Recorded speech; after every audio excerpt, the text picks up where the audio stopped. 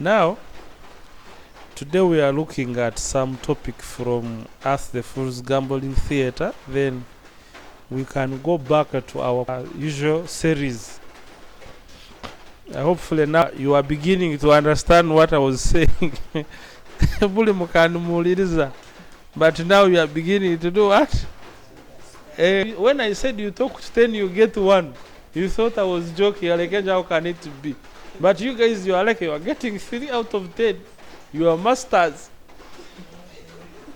You're starting from being masters. Hey. Because if you are talking to 10 and 3 are promising, for him 7 are promising, out of 7 promising, you will get 3 who are likely to buy next month or next year. And there is no month that is not useful.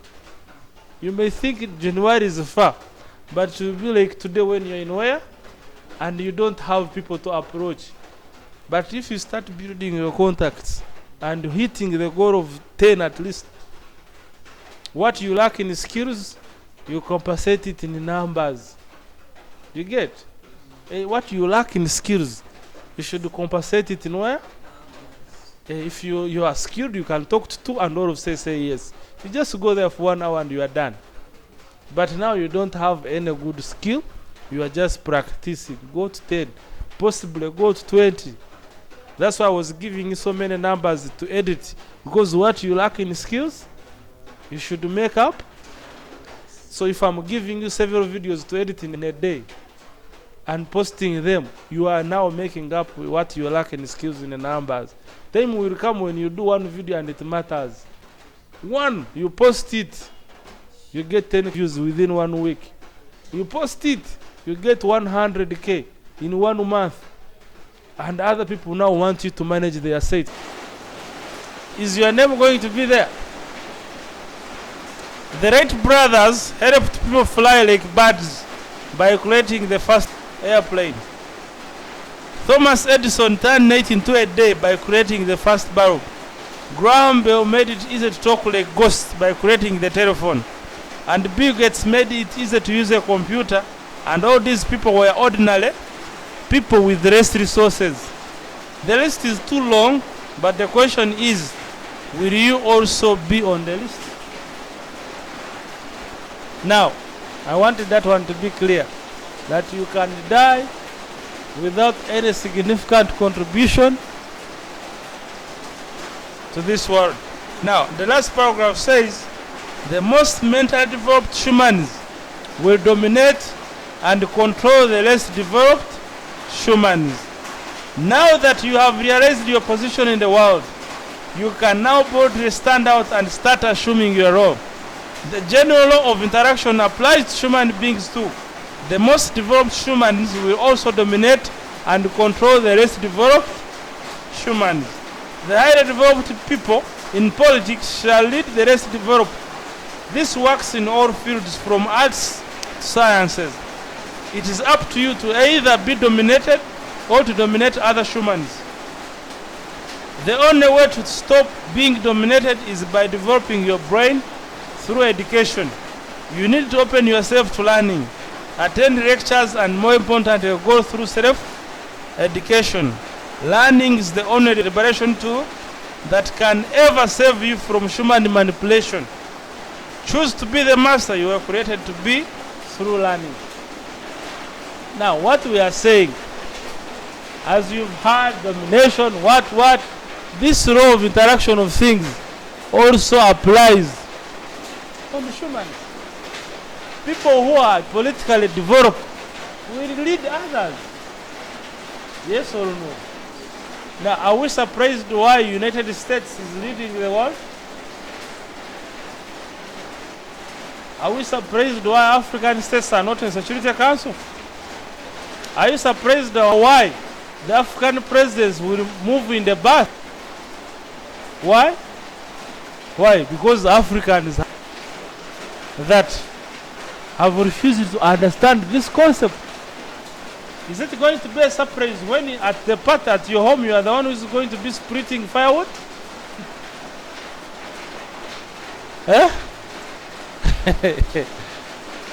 Is it going to be surprised when others are going to be enjoying wines in the sitting room?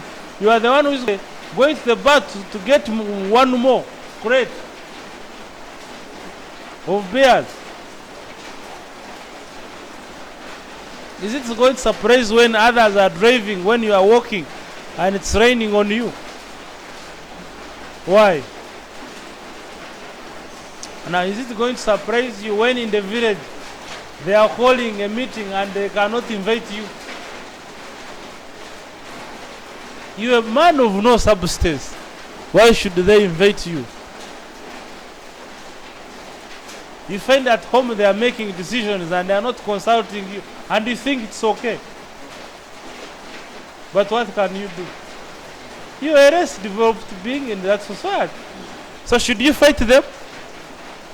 You should spend the time in developing yourself, so that by the time they wake up, they find you are the one in charge. As easy as that. As your creative abilities increase, your position in the world expands. Do you think I would fight? If I was Africa, I wouldn't be fighting with US. I would be fighting to improve my technology. Are you getting it? Yes. And by the way, we don't need anyone's money. You hear medical donation, 15 million mosquito nets. It is very easy to chase malaria out of Uganda. Get the military. What are the soldiers doing? Whoever is found in the neighborhood, beat him up, arrest him. Malnutrition. Whichever family does not have a kitchen garden of vegetables, arrest the head of the family and stays in a prison for 2 weeks. Dig. By the time he finishes 2 weeks in Katoju, you will have learned how to dig. As easy as that. When you maintain that for 3 years, man, malnutrition will have disappeared.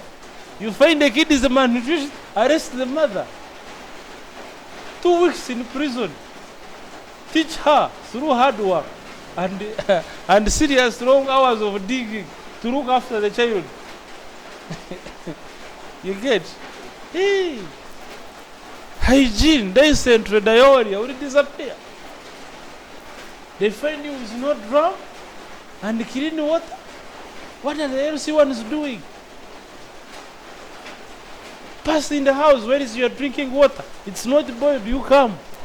You dig that road from here to there. You fail, they arrest you. As easy as that. Community punishments. You look for a man who is very respectable and citizen. Taine katanda na toiletie teristede. Bring him on the streets to sleep for 2 weeks. He refuses, you arrest him. And before you know it, diseases will have been reduced by 60%. Hey, and the same people will be blaming you. They will be thanking you for their reduced expenses on Medicare.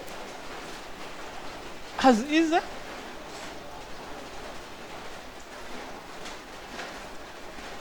You make it hard for people to get junk food.